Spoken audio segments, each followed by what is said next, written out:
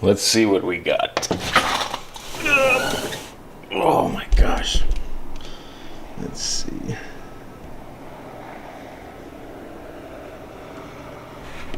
Yep, still blizzard. Look at all of that snow trying to creep in.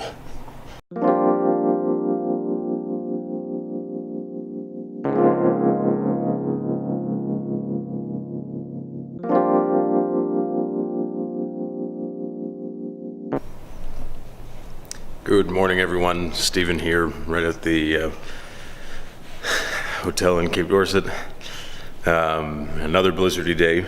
High school is canceled, so we won't be able to head over there. But we are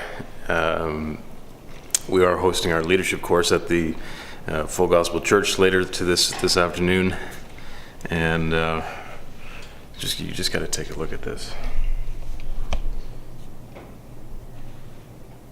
So normally you can see that there's a mountain at least up here, but no such thing. So we're doing that. Just working on some stuff, editing videos and such. And it's a slower paced day today.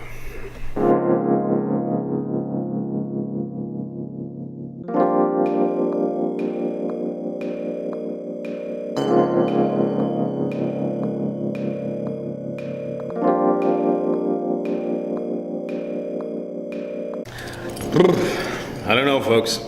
It's 10 to 2 right now. 1:30 I had put on Facebook, or on Facebook this morning. I had put 1:30 here at the great church for Arctic Hope leadership programming.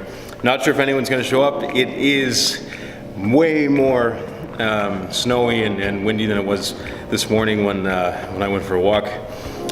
Just walking over here, you're walking through feet of snow, and then wind you can hardly see in when you're walking into the wind. I'd be very surprised if kids are going to show up. However, I think we do have some form of enticement. If kids don't come out for iTunes gift cards, then I don't know what they'll come out for.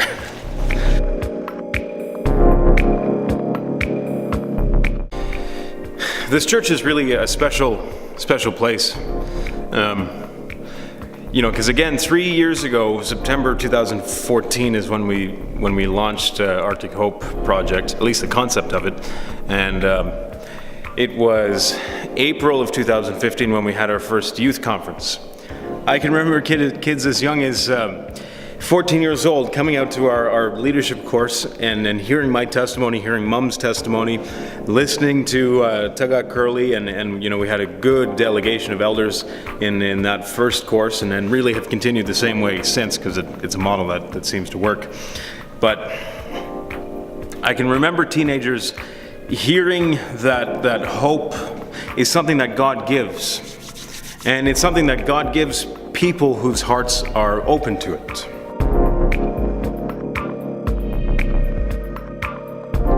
And hope really is this amazing thing that it doesn't matter who you are or where you come from or what your background is.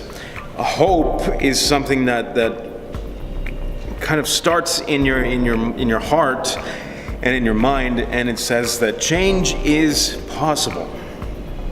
A message of hope, a message of healing, really is one of the most powerful messages that I think particularly Inuit teenagers here in Nunavut can hear.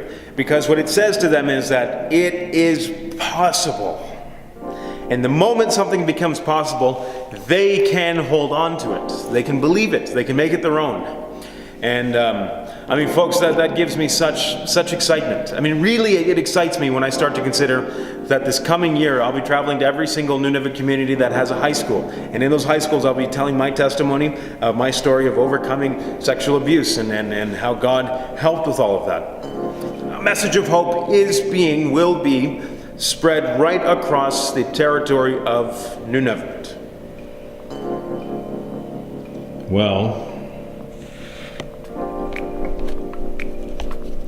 it's now 45 minutes past the time when we said we'd be meeting here. I'm not sure if these kids will be coming.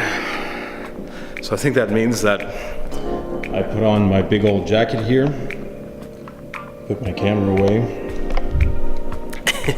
And I go brave the Arctic blizzard right now.